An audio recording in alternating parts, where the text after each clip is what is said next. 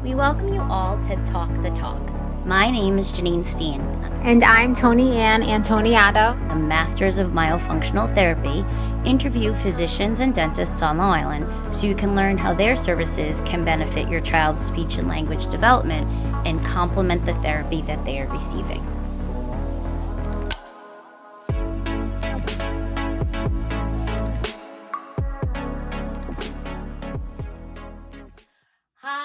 Hi, we're here today with Desiree Sykes, the president of Ness Behavior Consulting, and also the founder of Ness Cares, a nonprofit organization. Welcome and thank you for joining us today, Desiree. Thank you guys for having me. I'm so excited.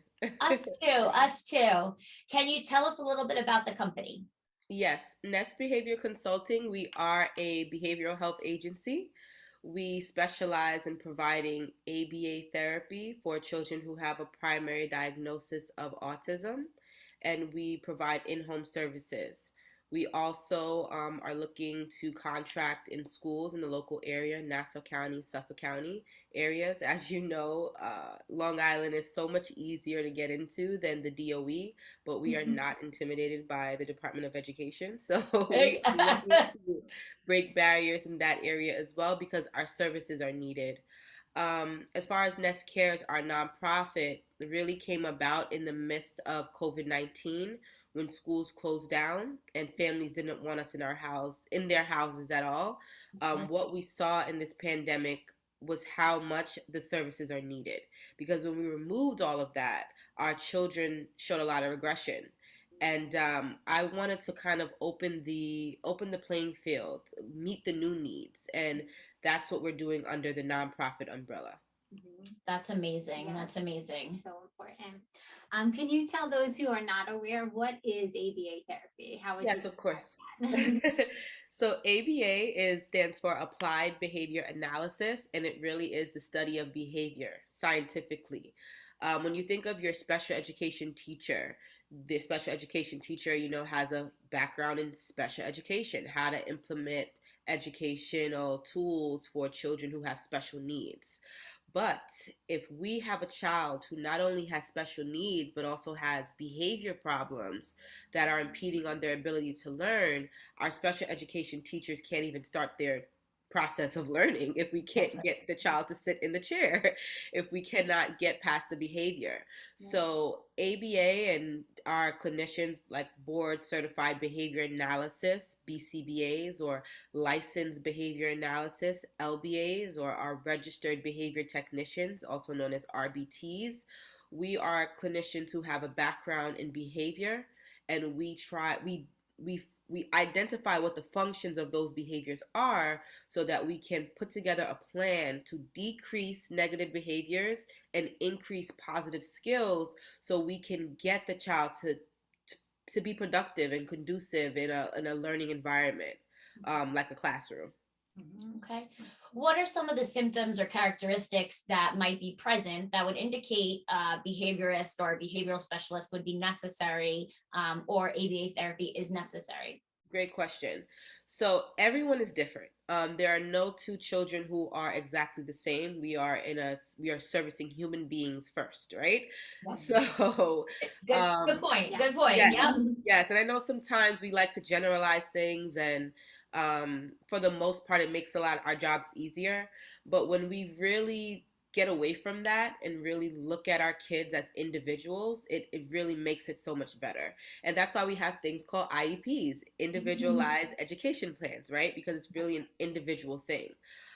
So to start off with, we need to identify functions of behavior. So if you're a parent who, you have a child who's giving you issues, I mean, they don't sit down, your kid is not sitting down for a long duration of time, right? Constantly distracted. And our technology has gotten so much better over the past years. So by early education, you're having teachers or even doctors point out differences and bring it to your attention that, hey, you might want to look into speech, or you might want to get your child evaluated for ADHD or maybe even autism. Sometimes we miss the autism, but when you have a good team around you, you can kind of identify that early on. And it's really good for teams to work together. But anyway, to answer your question, once we've identified that there's a behavior that is impeding on their ability to learn or just a functional skill, and that could be social communication deficiencies, you call in your pediatrician then says, okay, gives you the next steps, and you get to someone like me, whether it's an OT, speech, or an ABA therapist, and then we're able to come in and do a FBA, a functional behavior assessment, where we identify the functions of behavior and then put together a plan specifically for you and your child. So can a parent seek your services out independent of the county or the school district? Can they seek it out privately, say if they wanted additional services, or maybe the county doesn't necessarily believe that ABA is necessary, but the family believes it could be a benefit? Yes, and we get that a lot. So the schools have to provide a reason why you need the ABA therapy. And when they're unable to do that, it makes it difficult for the parents to get the services through the school district. Okay. That is when they find us or we find them. And sometimes parents don't know that they can get this through their private insurance, but you can. Wow. And we help parents. So, like, if I get a call from a parent, sometimes I get calls from parents that are so desperate, they've tried everything and someone told them, hey, did you check your insurance company? And they call us, and we get their information, we check their eligibility on their insurance, make sure that ABA is covered. We then go and submit authorization to start the services. But sometimes it's not that easy. Sometimes the insurance doesn't cover ABA, and you might have to go through a little loopholes to get there.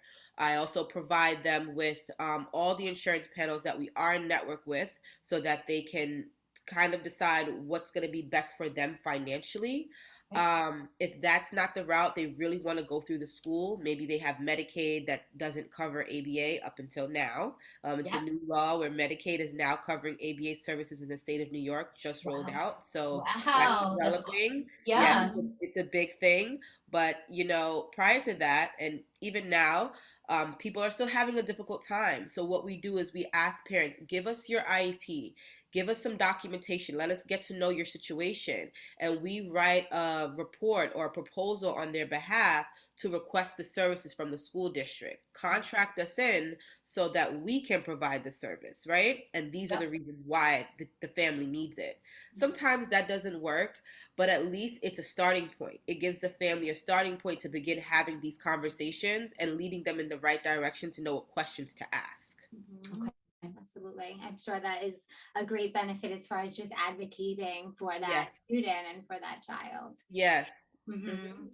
Mhm. As speech pathologists, we deal with lots of different behaviors. So tell us a little bit about how an ABA therapy can support us as speech therapists.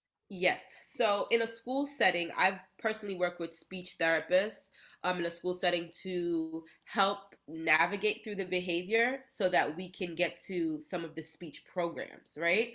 That happens a lot. So again, ABA is the science of behavior. We literally study behavior.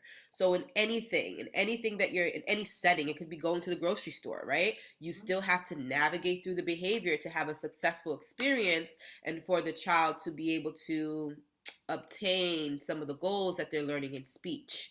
Another thing, speech is so important, by the way, because when you take away the child's ability to speak, right, or they haven't learned how to communicate, whether it's speaking verbally or any other tools that we use to communicate, you get frustrated, right? If I can't communicate my needs, I'm going to engage in any behavior where I'm training other people around me to give me what I want. So it's really important for any clinician, whether you're an ABA therapist, a speech therapist, occupational therapist, to work as a team, because what you're doing in speech needs to carry over to my sessions, so I can incorporate some communication skills where I can pull some of what they're learning in speech into my natural environment teaching in ABA, so that it's a crossover, whether it's a crossover from clinician to clinician, or from home to school. The objective is to provide or teach goals and skills that are going to carry over so that the child can be productive citizens in their community, right? Yep. These skills are going to grow with them. Mhm. So, yeah, that's what we do. Excellent. Tell us a little bit about how ABA therapy can support both a physical therapist and an occupational therapist. Yes. It's a similar question. So, Yes. with an occupational therapist and a physical therapist, I believe the same thing. Yeah. It's the same answer to the previous question. The only difference is, again, each child is different. So I might have a child who doesn't really need OT or doesn't, or vice versa. But if you do have a child who has all of these things, all these services, those programs can be crossed over into ABA. And I'll give you an example. um, Physical therapy, right? You do a lot of gross motor programs, Mhm. and we can do that as well in our sessions as well. We put it in natural environment so the child doesn't even know that they're learning. But Yes. these things are very important because gross motor, whether it's picking up puzzle pieces, and going from a pegs board, those thick puzzle boards with the big thick knobs, and then Yep. mastering that, and then going down to thinner knobs and being able to take a thread and put them through multiple holes. Those are all ABA programs as well. But the picture is so clear. We're Right. taking these programs and then we're going to teach them how to write their name on a piece of paper and sit down in the classroom in the chair and make them, not make them, but give the transition to why that this is so important. I couldn't hold a puzzle piece. Now I can hold the puzzle piece and I can also now grasp the pencil. Wow, that's a lot of growth, right? Yes. And look at how we got here. So not only are we working on the skill, but we're working on the behavior to keep the attention, right? The attention span, or just the ability to stay on task to complete the program. So that's how all of this like works together. And I might be limited as an ABA therapy as to what the child needs in PT and OT. But if I can incorporate some of those programs in my sessions, and it's a complement to what they're doing in speech, OT, and PT, it's all the better. It's in the best interest of the child and the family. Mhm. So, Is it typically done through discrete trials? Am I dating myself here in saying that? no, not at Okay. all. I'm like, wait, this is a long time ago that I did work Yes. with ABA. So wait, let me make sure I'm still in the same century here. Yes. So typically, yes, it's done through discrete trials. And I think discrete trials are amazing because our kids need repetition, right? And it's proven to work, right? Scientifically. Yes. But I do want to note that ABA is not just for young children. Like I have some people come to me, their kids may be 15, 16. Now, a 15 or 16-year-old, someone in high school, middle school, they don't want to do DTT. It's not interesting, right? It might work in some capacity, but we do have to alter the way that we are teaching our programs based on the individual, based on their needs, based on their interest. That's really, really important. Really important. And I think sometimes we get a bad stigma because people think it can only be done one way. Yes. But no, this is really just like in speech, just like, with any other clinician, I'm sure it's individualized and it's per person. So everyone's different and everyone's sessions are tailored to them and their needs. Got it. Yes, Got it. I think we always, have that struggle of we can't get to the goals until we work through the behaviors. Behavior. Mhm. Yeah, and sometimes that takes up so much time. Yeah. It But takes up it's so worth much it. time. Mhm. I've had a case in the past where I've literally just worked 3 months just getting the child to sit down, Mhm. and wanting to do that. Mhm. So, shaping those behaviors takes time. It takes time and it's so important. And when you take away that time, or not just taking away the time, but look at what we just went through in this pandemic, they took away everything and you see the chaos. So if now more than ever, I think educators understand why our practices are so important. Mhm. It's a Agreed. foundation for sure. Yes. Are you ever pushing into, as we're a private practice and you're a private, do you ever come into the speech therapy sessions or the OT sessions or the PT sessions to kind of help that collaboration? Yes, in the school setting, I've done that a lot, and so Okay. have some of our clinicians. Mhm. In private practice, not so much, but we are definitely open to it. We love Long Island speech. We love you So too. I think that is an amazing idea. Our slogan is sharing resources is how we witness growth. And I Mhm. think that, this is a business, yes, but I think that as clinicians really work together more, the more our clients and our families are going to get out of this. What surprises me the most is that there are so many speech therapies, there's so many ABA agencies, there's so many of us out there, and yet parents still don't know what's available to them. And I think we should hold ourselves responsible for that. So we Mhm. need to collaborate more, and we need to work as a community because families really need us. So, Mhm. Agreed. Mhm. Tell me, we obviously provide services for children with or on the autism spectrum, and as well as try to deal with as many of their behavioral needs as possible. But oftentimes we find it difficult to generalize these behaviors and management strategies outside of the therapy room. What are right. some ways to best support home carryover and generalization, especially not just with the child skills, but the parents' support of the success of those skills? Yes. Well, another great question. And Okay. we can't be everywhere. Like Right. let's be real. Mhm. Um, which is why promoting parent independency also is really, really important. So we also offer parent training.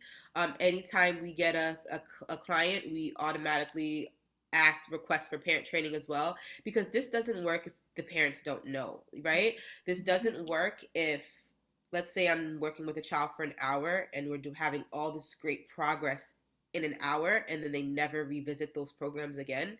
It's never going to work. No. Mhm. So parents really need to know what's going on in your sessions, and they need to know how to do it, like how to facilitate the programs. If you're working on something in speech, and I know a lot of times we have contingencies for our kiddos, they have to request, right? Or they have to engage in a behavior in order for them to get what they are requesting, right? Engaging the appropriate behavior for them to get what they're requesting. And that's just teaching skills.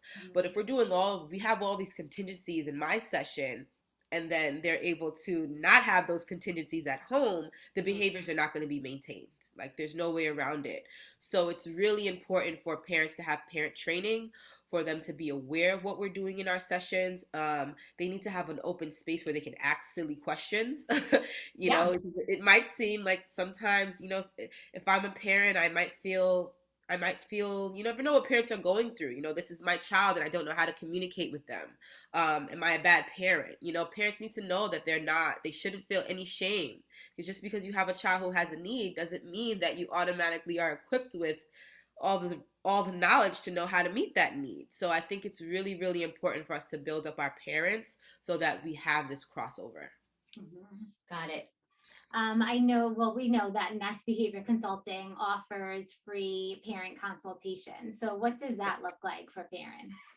So the one-on-one consultation it's about an hour long. Sometimes I find myself on the phone longer than that. Yeah, I get that. I understand that. Yeah.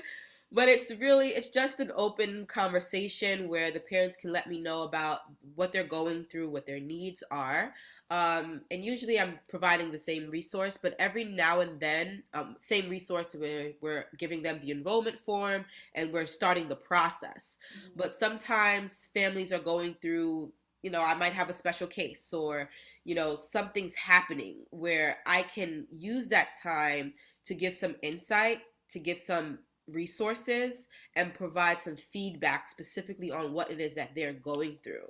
But a lot of times, out of a consultation, you're going to need additional services, whether it's through me. Very rarely, but it does happen. I end up giving them a reference to someone else. One thing about Ness behavior is I hate to have a call and say, "Oh, I'm sorry, I can't help you." Right, Like, exactly. I Yep. hate it. So when we first started out as an agency, our goal was to get on everyone's referral list, and then I realized, how about we get them on ours? Yes. Because sometimes we have parents that call us, we can't necessarily help them, but we want to point them in the direction of someone who can. So that all happens in our consultation as well. If we can't give you the answers, we're going to point you in a direction to someone who can. That's great. I feel like even I was under the misconception that after a certain age, there wasn't that support for parents, which I think is very important, especially I think people feel when they're younger, you can work through the behavior, but as they get to school age and later, that behavior is stuck with them. And it doesn't seem like that is necessarily the case, that it can be worked through at any age. So Yes. when you're working with a parent, how do you support them to work through some of those behaviors, especially at a later age? Yes. Well, I do want to address that when the child is younger, it is really important to get your services, which is why we do have a lot of cases where we have children coming out of early intervention. And I think as our science has advanced, the technology has advanced, families know this, right? But Yes. then it's not too late. But if you haven't received those services, I don't want families to think that it's too late, because it's not. It might be a Okay. little bit harder, but it's not late. Okay. So how do we help them work through it now? Let's say you're in middle school and you're suffering with some behaviors. Now, at that age, you have learned that whatever behavior it is, has you've maintained for some years now. And that is why it's harder to break the behavior. Because for all these years, you've learned that if I engage in this negative behavior, eventually I'm going to get what I want. Yep. Or whether it's attention that they're seeking, and positive or negative attention is still attention. So if that's all I want from you is to get a response, and I'm getting this response, I'm meeting my need, me as the child. So now we have to unlearn all of that, and it's not easy. It's hard. Our parent training, though, what I pride ourselves in is we don't conduct parent trainings where we're just reading off a prompter, or I'm just providing you with the resources to hang up on your wall. I really conduct my parent trainings just like we conduct our one-on-one with the child. So I observe the parent in natural setting. I listen to some of their concerns, make my assessment, and then we provide hand-on-hand training. So we use something called the least to most restrictive, right? Right. Yep.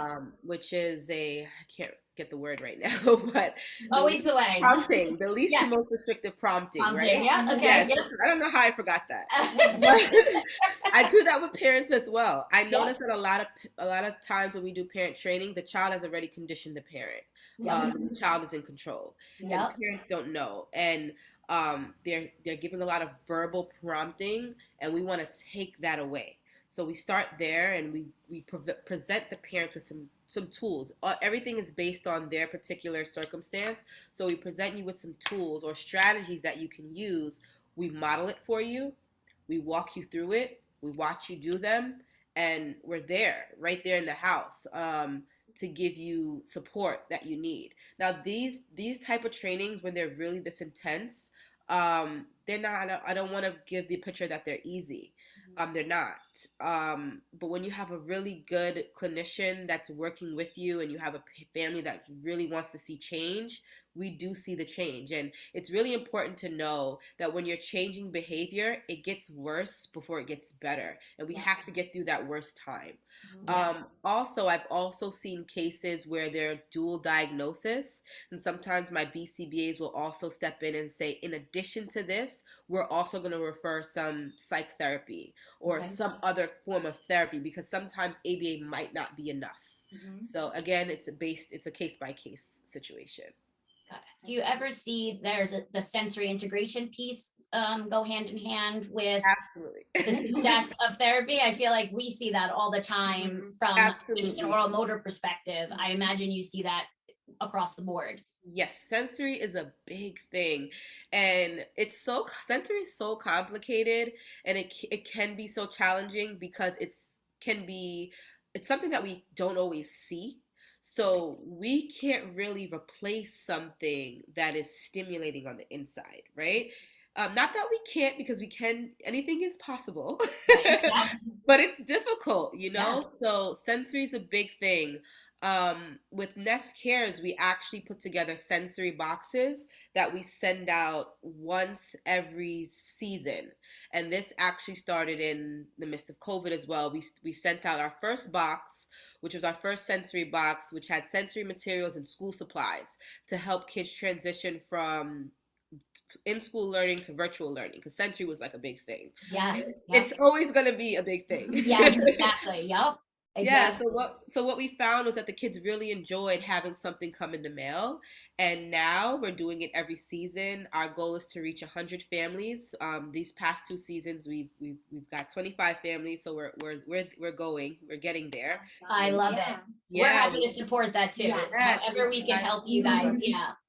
thank you I so do much. think it's important. I think this message is important. We found this a lot with speech pathology as well. You know, if you're not getting it through the county and you're not getting it through the district, then it doesn't exist. And if that were the case, we would have failed, 20 years ago. So I feel like similarly with what you guys have been able to accomplish as well, I think the more that families know and the more that the pediatricians understand and the school districts and just families in general, the more likely that the services that you guys provide will get out there to the masses. And especially given the times, the school districts are not necessarily the best reference, or the county, because of what's been going on with the pandemic. So it's nice for the parents to have an alternate approach, an alternate way to get that support. And what you're doing is just amazing. What you've accomplished is amazing. I know for us, it's going to be an amazing resource, and we look forward to working closely with you guys. Same here. Thank you Same so here. much for your time today. It really meant so much to have you. And of course, however we can support you, please don't ever hesitate to reach out. Thank you so much. You're welcome. You're welcome. Thank you so much. Thank you, guys. Have a good one. You Thank too. you. Stay well. Take Bye. care. Bye.